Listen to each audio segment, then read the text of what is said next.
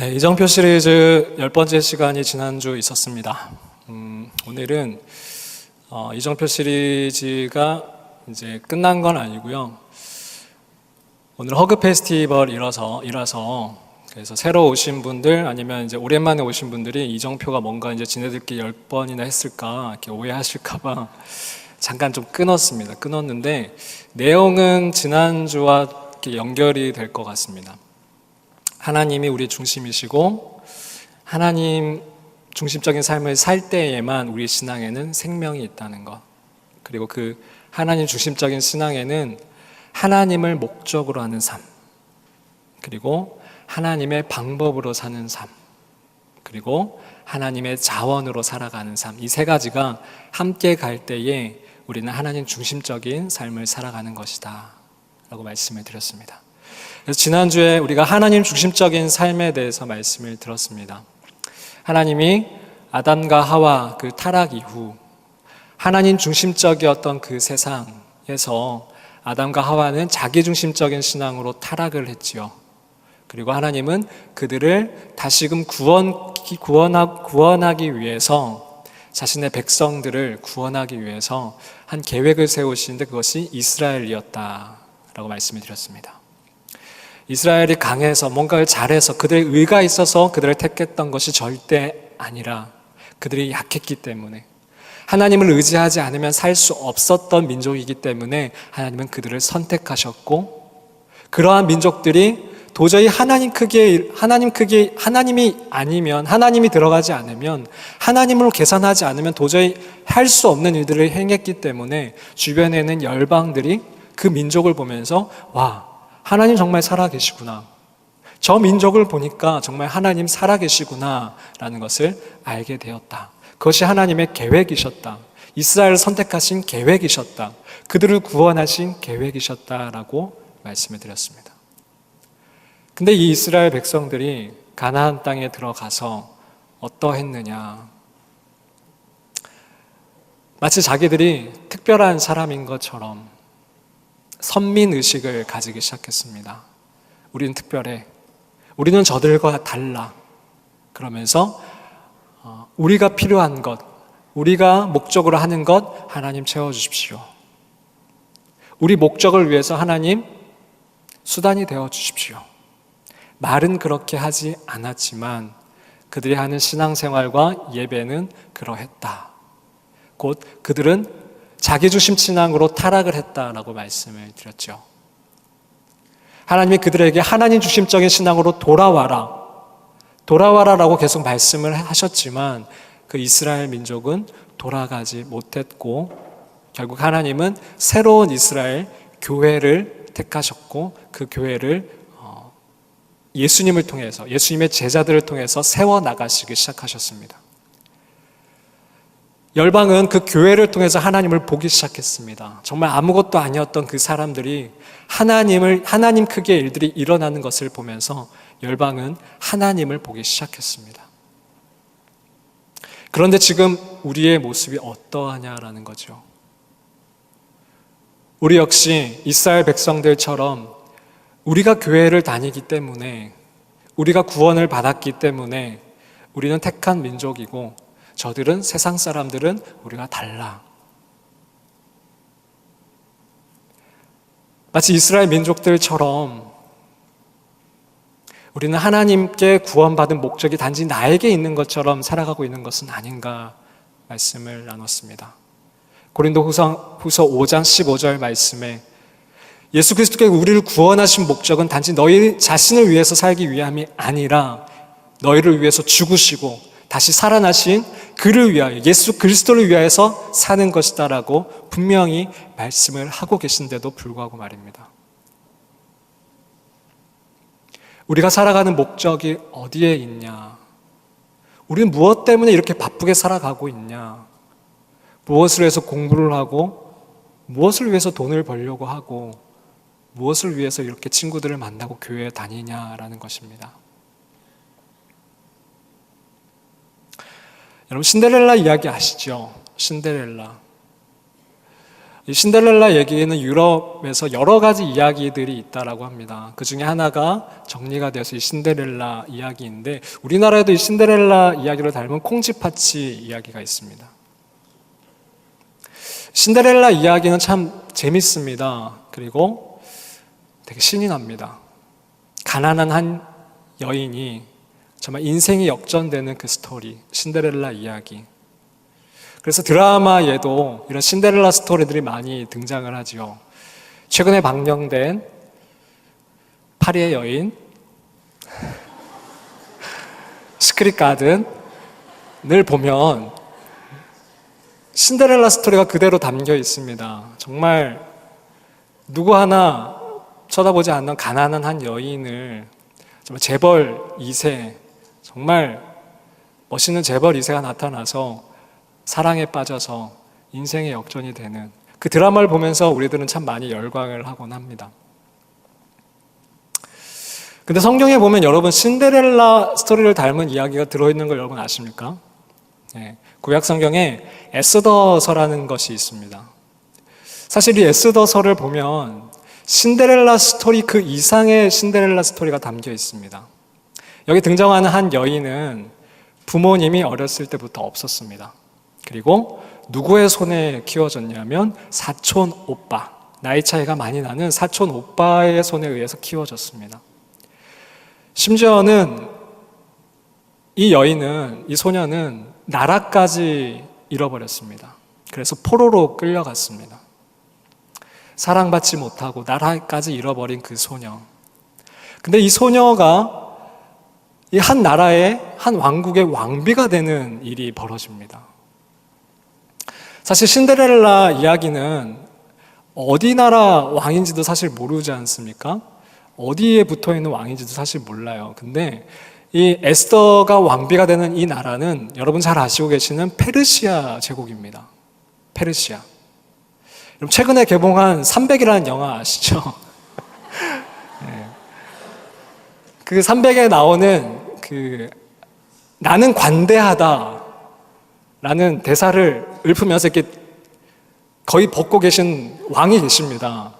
그 왕이 바로 이 에스더의 남편 되시는 분이세요. 크세르크스. 성경에는 아하수에로 왕이라고 나오고 있습니다. 그 왕이 이 에스더의 남편이 되는 겁니다. 세계를 지배하고 있던 그 페르시아 제국의 왕비가 된다. 고아였고 나라를 잃어버렸던 이 여인, 바로 하닷사, 히브리어로 하닷사, 그리고 에스더라는 이름을 가진 한 여인입니다. 이 여인의 스토리가 얼마나 기가 막힌지 우리가 에스더서 1장과 2장을 읽어보시면 정말 신데렐라 그 이상의 이야기가 적혀져 있습니다. 정말 인생 역전되는 이야기가 등장을 합니다. 에스더서 2장 15절 말씀에 모르드게의 삼촌 아비하일의 딸 모르드게가 자기의 딸 같이 양육하는 에스더가 차례대로 왕에게 나아갈 때에 국면을 주관하는 내시 헤게가 정한 것 외에는 다른 것을 구하지 아니하였으나 모든 보는 자에게 사랑을 받더라. 에스더가 사랑을 받기 시작합니다. 정말 누구도 쳐다보지 않았던, 사랑받지 못했던 이 여인에게 모든 사람들이 사랑을 주기 시작합니다. 얼마나 기분이 좋았을까요? 얼마나 행복했을까요? 부모님에게도 사랑받지 못했던, 부모님이 돌아가셔서 사랑받지 못하고 자라났던 그 여인에게 모든 사람들의 사랑이 주어지기 시작합니다. 또 2장 17절 말씀에 왕이 모든 여자보다 에스더를 더 사랑하고, 나는 관대하다 외쳤던 그 아하수에로 왕이 모든 궁녀들보다 이 여인을 정말 사랑해서 이 여인을 왕후로 맞이하게 됩니다. 신분의 차이를 넘어서 나라, 국경을 넘어서 왕비가 된 이 에스더. 정말 기가 막힌 역전 스토리입니다. 그런데 여기까지 얘기가 에스더서 2장 18절까지만 등장을 하고 그 뒤에는 조금 다른 얘기들이 등장을 하는데요. 2장 18절까지만 이 얘기가 그쳤다면 또 하나의 신데렐라 스토리가 등장을 했을 겁니다. 그런데 2장 18절 이후로 벌어지는 그 사건 때문에 이 에스더 스토리는 단지 동화책에 수록되지 아니하고 이 성경에 들어오게 됩니다. 어떤 일이 벌어졌던 걸까요? 2장 18절 이후에 그 복선이 깔립니다. 그리고 3장으로 넘어가면서 한 사건이 벌어집니다. 이 에스더를 키웠던 모르드게 사촌 오빠가 이제 성문을 지키는 직분을 가진 자였습니다. 그런데 이 페르시아 제국의 두 번째 넘버 2인 이 하만이라는 사람이 있었는데 그 하만에게 인사를 하지 않았습니다. 남자분들은 인사에 되게 예민하시죠. 네. 제가 어제 청년들이 제가 이렇게 강단상에서 이렇게 설교를 하다 보니까 사실 잘 모르는 분들도 저에게 인사를 해 오십니다. 너무너무 감사해요. 네. 저는 그분들을 보면서 이렇게 마음속 축복하죠. 정말 저분들도 오브 예배를 통해서 생명을 얻으셨으면 좋겠다. 그래서 기도하게 됩니다. 우리 청년들도 와서 이렇게 인사를 해주는데 어떤 청년이 이렇게 정말 90도로 인사를 하더라고요. 저는 정말 저를 참 좋아하시고 감사하게 생각해 주시는 분인가 보다라고 생각했는데 뒤에 선배가 계시더라고요. 불과 1년 차이밖에 나지 않는 선배. 그래서 저한테는 이렇게 고개만 이렇게 해주시는데 그 선배를 보면서는 고개를 이렇게 90도로 숙여주시더라고요. 아무래도 선배에 대해서 인사를 잘하지 않을 그런 게 있을 수도 있죠.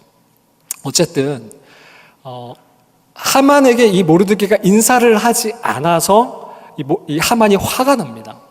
그러면서 이 모르드게가 어떤 사람인지 알아보게 만듭니다. 알아봤더니 이 모르드게가 유다인이라는 것입니다. 이스라엘 민족이라는 것입니다. 근데 이 모르드게는 이미 하만에 대해서 알고 있었습니다. 그래서 인사를 하지 않고 있었던 것이죠. 그래서 3장에 보면 이 하만에 대해서 어떻게 설명을 하고 있냐면 3장 1절 말씀에 그 후에 아하수에로 왕이 아각 사람 함무다다의 아들 하만의 지위를 높이 올려. 여기서 아각 사람이라는 말이 나옵니다. 아각. 이 하만이 아각 사람이라는 얘기입니다. 이 아각이 뭘 뜻하는지 여러분 잘 모르시죠? 아각.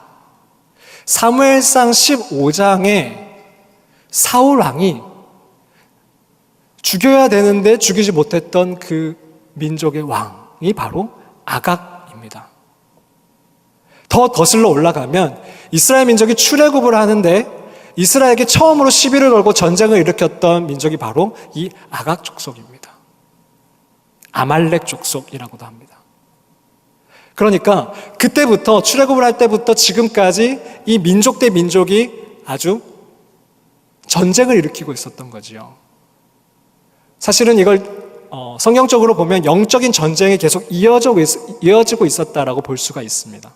때문에 이 모르드게는 하만이 아각 사람인 것을 알고 인사를 하지 않았던 겁니다. 근데 이 아각 사람이었던 하만은 그 이유를 모른 채 나한테 인사를 하지 않으니까 이 하만이 누군지를 알아봤고 이 하만이 유대인, 이스라엘 민족인 것을 알고 아하, 잘 됐다. 이 모르드게만 죽이는 것이 아니라 이가 속한 유대인들을 다 죽여야겠다라고 계획을 세우기 시작합니다. 그리고 아하수에로 왕을 잘 구슬려서 돈을 주고 그 돈을 가지고 이 유대인들을 다 죽일 수 있는 조서를 내립니다. 날짜가 정해졌습니다. 아달월 13일. 그날만큼은 유대인들을 남녀노소를 불문하고 다 죽일 수 있다. 그것은 범죄가 되지 않는다. 그리고 그들이 가지고 있는 물건을 다 탈취해도 상관없다라는 조서를 내립니다. 큰일이 났습니다. 한 민족이 사라질 위기에 처했습니다. 앞에서 말씀드렸듯이 하나님은 이스라엘 백성을 택하신 이유가 분명히 있습니다. 근데 그 이스라엘 백성을 멸절시키려는 계획이 세워진 겁니다. 하나님 나라가 흔들릴 수 있는 큰 일이 지금 벌어진 것입니다. 하만은 죄를 뒤집어쓰고 울기 시작합니다. 이 일을 어떡하나. 왕궁에 있던 이 에스더가 그 소식을 듣게 되지요. 우리 오라버니가 무슨 일이 있기 때문에 저렇게 울고 계신가 한번 알아봐라 라고 신하를 보냅니다. 그러자 이 모르드게가 에스더에게 다시 그 신하를 보내면서 이런 얘기를 합니다. 우리를 도와달라. 왕에게 가서 이 일을 되돌려 달라고 부탁해 달라. 근데 이 당시에는 왕이 부르지 않았는데 그 왕에게 다가가면 사형을 당하게 되어 있었습니다. 도저히 갈 수 없는 상황이었어요. 이제 좀 편해졌는데, 이제 좀 먹고 살만해졌는데, 이제 좀 사랑을 받게 되었는데, 안 그래도 이와 같은 생활이 꿈만 같아서 깨질까봐 두려웠는데 너무 야속하게 모르드게 오빠가 너 이 상황을 제발 왕에게 가서 부탁을 해달라. 목숨을 무릅쓰고라도 가서 제발 좀 부탁해달라라는 초청을 하게 됩니다. 에스더는 조금의 갈등 없이 성경은 바로 답장을 보냅니다. 갈등했다는 말이 없이 바로 답장을 보냅니다. 할 수 없습니다. 아시다시피 제가 가면 죽습니다.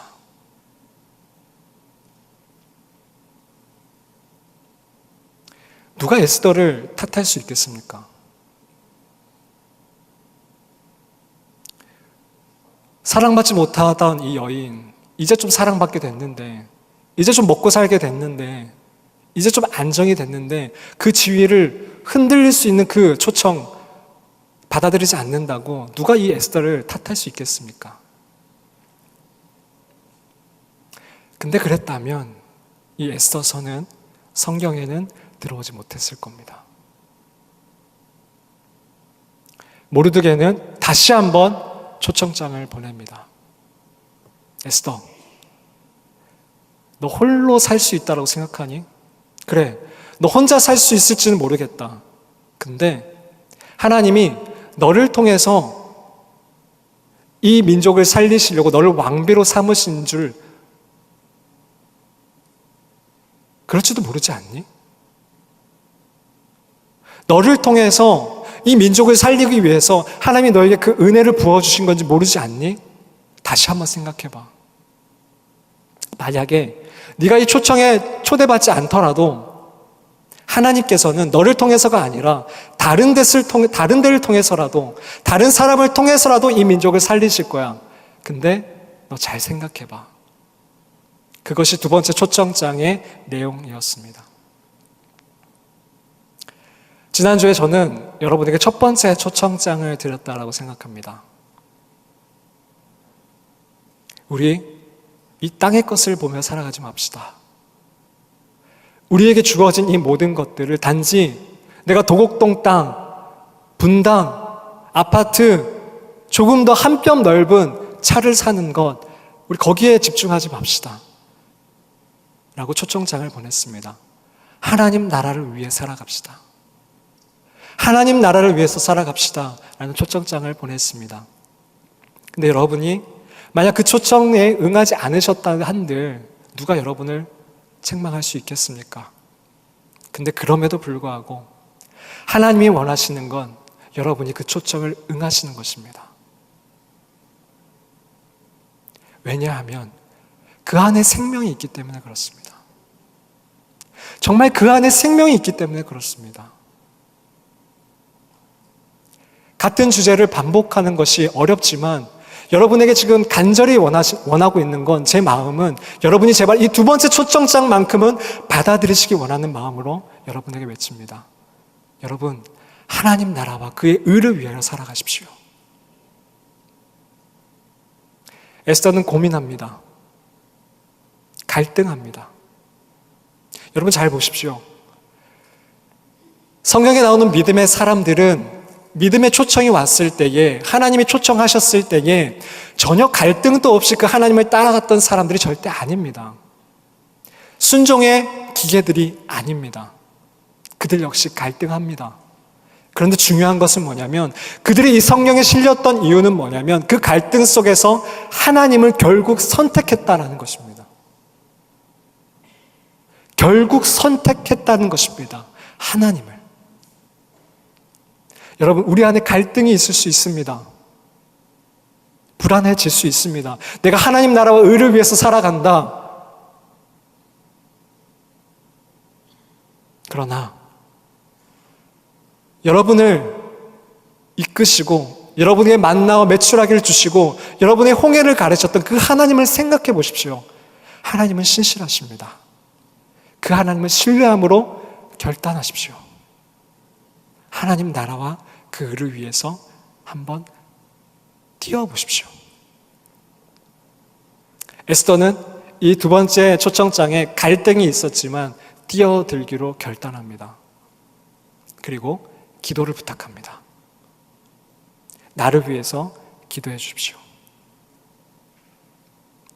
3일 금식하시면서 나를 위해서 중보 기도해 주십시오.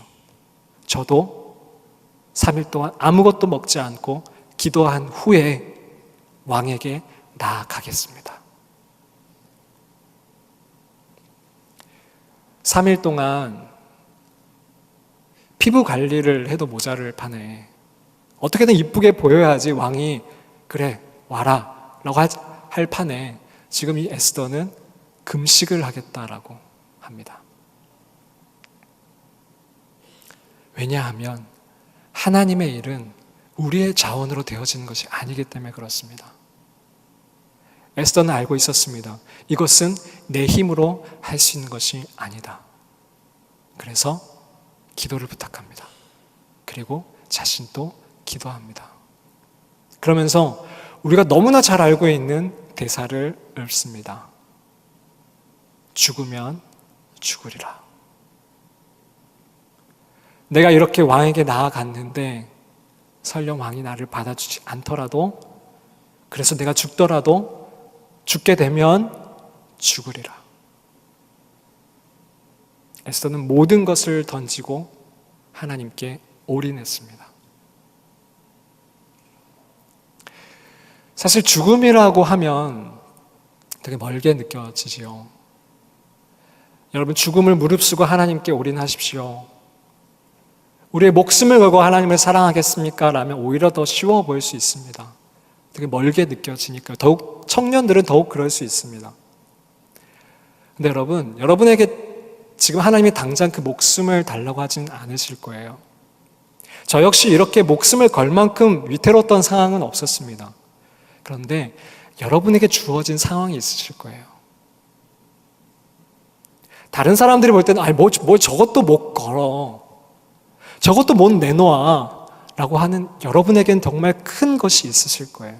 그것 때문에 하나님께 다가가지 못하는 부분이 있으실 거예요. 그것 때문에 뛰어들지 못하는 뭔가가 있으실 거예요. 그걸 거시라는 겁니다. 그것이 사람들에 대한 어떤 평가이든 내가 조금 모아둔 어떤 돈이든 등록금이든 아니면 내 인생을 세우는 어떤 인생 플랜이든 그 무엇이든 간에 하나님이 지금 여러분에게 원하고 계신다라면 그것을 좀 내어드리십시오. 하나님을 신뢰함으로.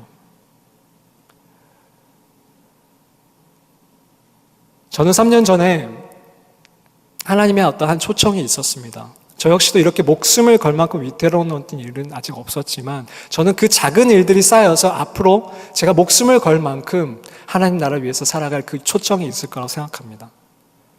그래서 여러분에게 이 작은 초청에도 응하는 연습을 해보시라고 말씀을 드리는 겁니다. 3년 전에 이 사역지를 내려두고 1년 동안 사역을 그만두고 그리고 전세 자금을 다 빼서 그 돈을 가지고 어떤 훈련을 받으러 갈 어떤 초청이 있었습니다. 저는 결혼한 상태였고요. 제 아들은 8개월이었습니다.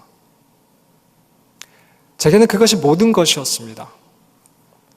근데 하나님은 그것을 걸기를 원하셨습니다. 그 이전에 작은 것들이 있었죠. 그 작은 것들을 거는 연습을 해왔었지요. 근데 이번에는 또 그 모든 것을 걸고 뛰어드는 것이었습니다. 제가 첫 설교로 여러분께 말씀드렸던 것처럼 하나님은 마치 어떤 작은 다이빙 대회에 초청을 하셔서 여기서 뛰어내려봐. 살짝 뛰어내려. 재밌다. 조금 높은 데 가서 뛰어내려봐. 좀 두렵지만 뛰어내려 보니까 그래도 할만하네. 그렇게 조금씩 다이빙대를 높이시면서 인간이 가장 두려워할 그 11층 높이까지 가서 선민아 올라와봐. 왜요 하나님? 여기서 뛰어내려봐. 나 믿지? 믿죠. 근데 다이빙대를 밑을 보니까 물이 없어요. 하나님 물이 없어요. 너 짠 뛰어내려봐. 뛰어내리면 내가 채워줄게. 하나님 물부터 채워주세요. 그럼 내가 뛰어내릴게요. 이 싸움을 하는 것이 마치 믿음의 싸움인 것 같다는 생각을 있다고 말씀을 드렸습니다. 그때 당시에도 저에게는 그 믿음이 저의 최선이었습니다. 뛰어내리면 이 8개월 된 아들은 어떡하나? 이 아들을 데리고 전도여행을 어떻게 다니나? 전도여행을 돌아다닐 때 이 아들의 첫 생일이 있는데 그 생일은 또 어떻게 챙겨주나? 돌아와서는 아무 돈이 없는데 어디서 사나? 사역지는 어떡하나? 1년 뒤에 뭐 먹고 사나? 근데 하나님은 그 자리에 뛰어들기 원하셨고 그동안 쌓였던 하나님의 그 신뢰감이 있기 때문에 갈등은 있었지만 뛰어들었습니다. 결론적으로 말씀을 드리면 하나님은 정말 신실하셨고요. 하나님은 저에게 꿈을 보여주셨습니다. 제가 무엇을 목적으로 살아야 되는지를 그 전도 여행에서, 그 훈련에서 저에게 보여주셨습니다.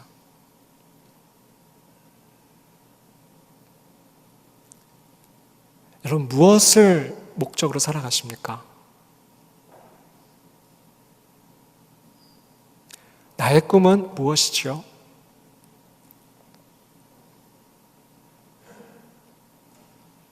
저는 그 전도여행을 통해서 이전에 하나님이 주셨던 어떤 희미한 그림이었던 교회 회복이라는 그림이 조금 더 선명해졌습니다. 하나의 대한민국이 생기는 그 나라를 갈망하고 예배가 죽고 예배가 사라지고 예배 드리는 자를 억누르고 있는 저 북한 땅에 가서 저들과 함께 정말 하나님을 높여드리는 그 예배를 드리는 것이 저의 꿈이 되었습니다. 우상을 넘어뜨리고 그 김일성 광장에서 하나님을 높여드리는 그것이 저의 꿈이 되었습니다. 제가 하나님께 제 믿음을 드리고 뛰어들었더니 하나님은 꿈을 보여주셨습니다.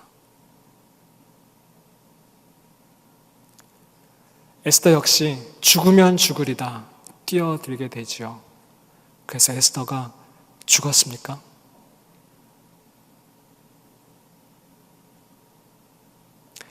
에스더는 망신을 당했나요?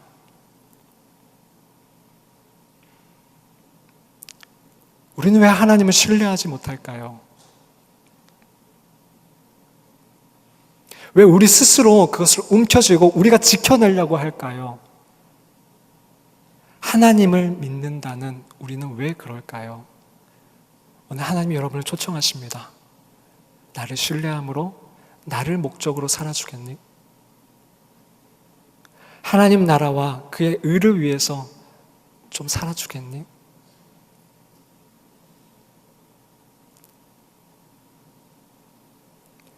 여러분에게 주시는 오늘 두 번째 초청장이라고 생각합니다.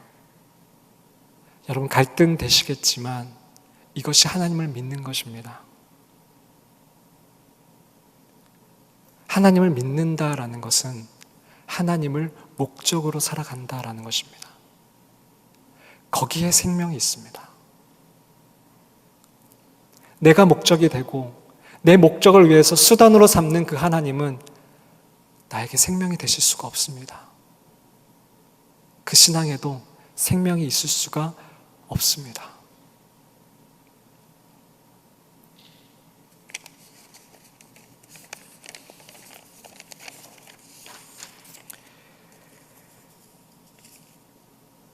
오늘 내게 질문해 봅시다. 내 꿈은 신데렐라 스토리인가? 아니면 에스더 스토리인가? 내가 바라고 있는 건 내 삶에서 신데렐라 같은 일이 일어나는 것인가? 아니면 에스더의 삶과 같은 일이 일어나길 갈망하고 있는가? 오늘 여러분에게 오늘 본문 말씀을 읽어드리며 말씀을 마치도록 하겠습니다. 이때에 내가 만일 잠잠하여 말이 없으면 유다에는 다른 데로 말미암아 노임과 구원을 얻으려니와 너와 내 아버지 집은 멸망하리라. 내가 왕후의 자리를 얻은 것이 이때를 위함이 아닌지 누가 알겠느냐 하니. 기도하겠습니다.